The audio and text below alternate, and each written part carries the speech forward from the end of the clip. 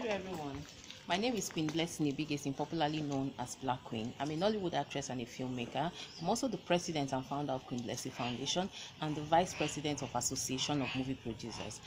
This morning, I'm just going to make this video real quick because I want you guys to put your voice in what's happening.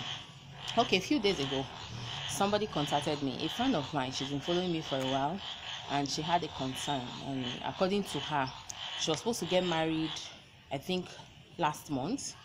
The wedding has been fixed. Wedding date has been fixed. They've seen the families of each other, have actually met. They've done some kind of small introduction. But then again, 3 weeks to the wedding, the man called her and said that the family are refusing the marriage. And then I asked her, did you ask the man why the family is refusing the marriage?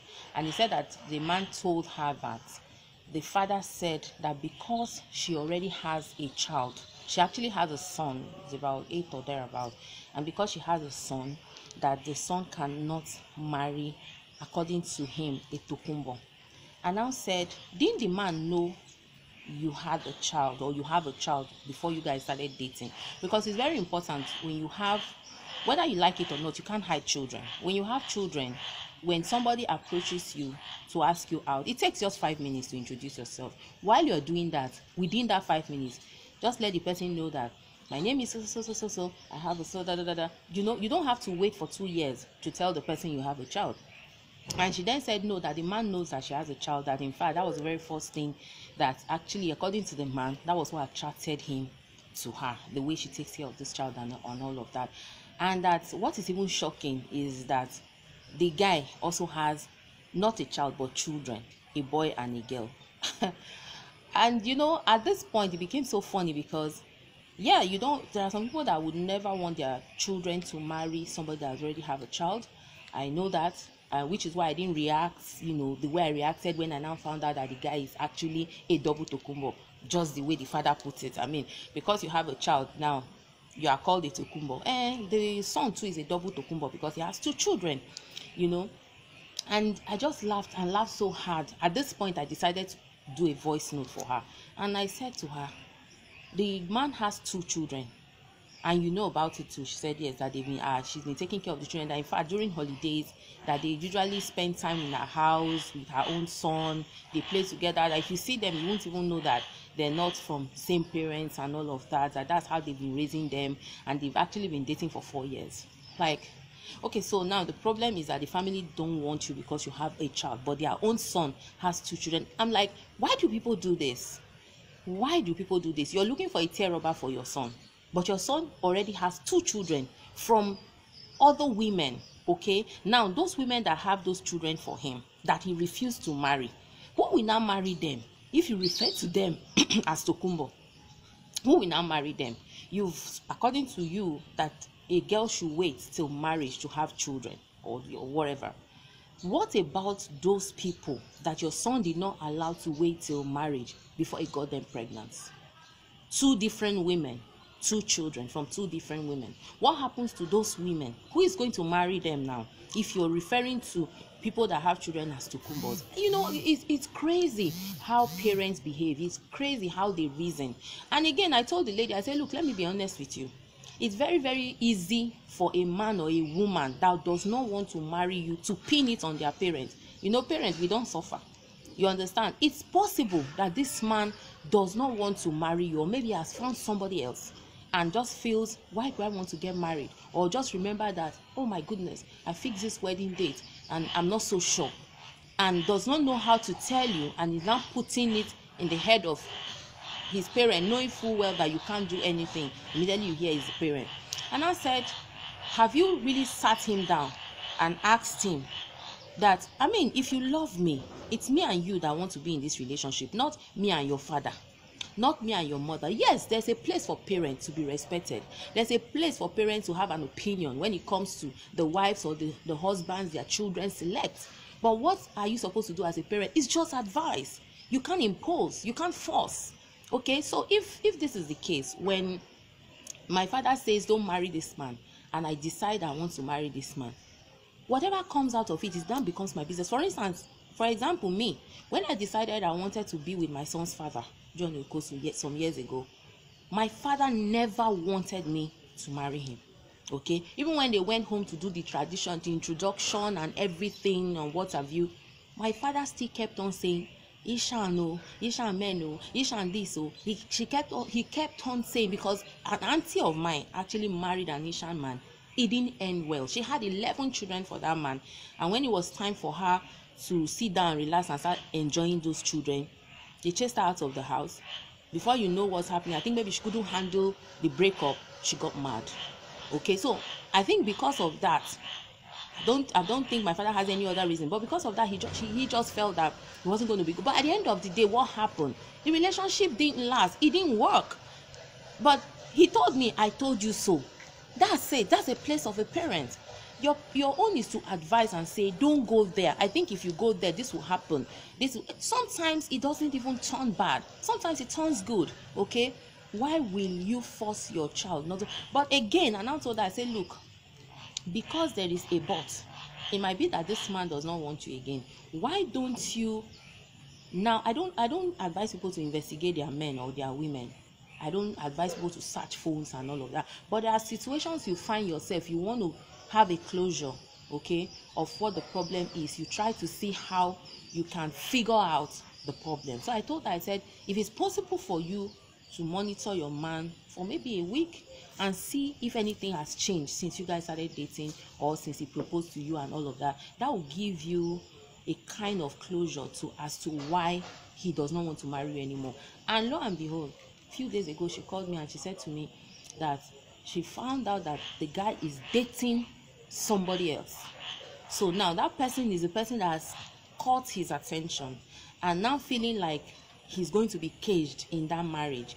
He might not be able to, do the things he used to do if he gets married, and probably maybe found out that he liked that one more, or maybe that one, knowing that after marriage going to lose the man. I mean, it's one thing to be dating a single guy, even if he has another girlfriend, knowing that one day he might pick you, or now getting to see that he's picked somebody else and the marriage is about to go on.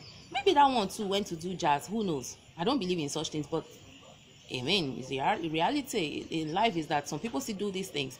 So she then told me that this was what happened. I told her, I said, look, my dear, I'm one person that never supports anybody to force themselves into any relationship or force themselves on anybody. If this man decides he wants to marry somebody else or has found somebody else and he's not going through with this marriage, at least they're not going to give you a tag of a divorcee, because at the end of the day, if the marriage does not work, you guys are going to go your separate ways. And if you are ashamed to go your separate ways, you'll be in an abusive marriage, because every day he will beat you, every day he won't give you what you want, he won't give you what you need, he won't give you attention, he won't give you love. Relationship is not about money alone, it's about everything. I just saw yesterday on social media that Bill Gates and Melinda Gates are getting a divorce. I'm like, are you kidding me? This is influential people, very rich, very important. What could be the problem? So marriage and relationship is not just about money, influence, or whatever. It's about everything. It's about the calls, it's about the SMSs, it's about the checking, it's about the little things that makes no sense, but you guys are just talking about it. It's about communication, it's about money, it's about attention. It's about you can have the whole money in the world and give to this woman or give to this man. When there is no attention, the affection will not grow, and one day the person will start looking for that thing you're not giving he or she outside there. So I told her, I said, so my dear, why don't you just thank your God? There is blessing in every disappointment. This man has decided he's not marrying you and lied against his parents, because I told her to go and ask the parents. Go to the parent that you are not a stranger. They've met you before. They've done a kind of small introduction, so you are like their daughter now. Go and meet them and ask them, why did you people reject me? What did I do wrong? Please forgive me, and all of that. And she did. Lo and behold, they told her that they never rejected her. They don't have any problem with her at all. That actually the guy came and told them that her attitude is very, very bad, and that she has bad luck. That for some time now he has been having setbacks, and that he feels that her star and his own does not tally. And that they asked him, this girl has been with you for about 4 years. When you guys met, you didn't have so much like you have now. And since you guys have been dating, things have been moving for you. We are not seeing the setback. And he said, he's the one that knows himself, and he's the one that can tell the parents what is going on. And then they said, okay, no problem. So why will he now come and say that they are the ones that rejected, that why would they reject her because of a child, when their own daughter too had a child before getting married? So that, I mean, is that not going to be double standard? So now is the fact that what I told her, she found out and she realized that the guy lied against the parent, which a lot of people do it. If they don't want to marry you, they gum it on something. You understand? I don't know why you will not just come out and say, look, I don't want to marry you. Please, I think we should just go our separate. What's the big deal there? Why do you want to lie against anybody? A lot of people will come and say, Queen, I want to marry. I say, sorry, I'm not interested. Why will I now say it's my mother that said, I mean, are you kidding me?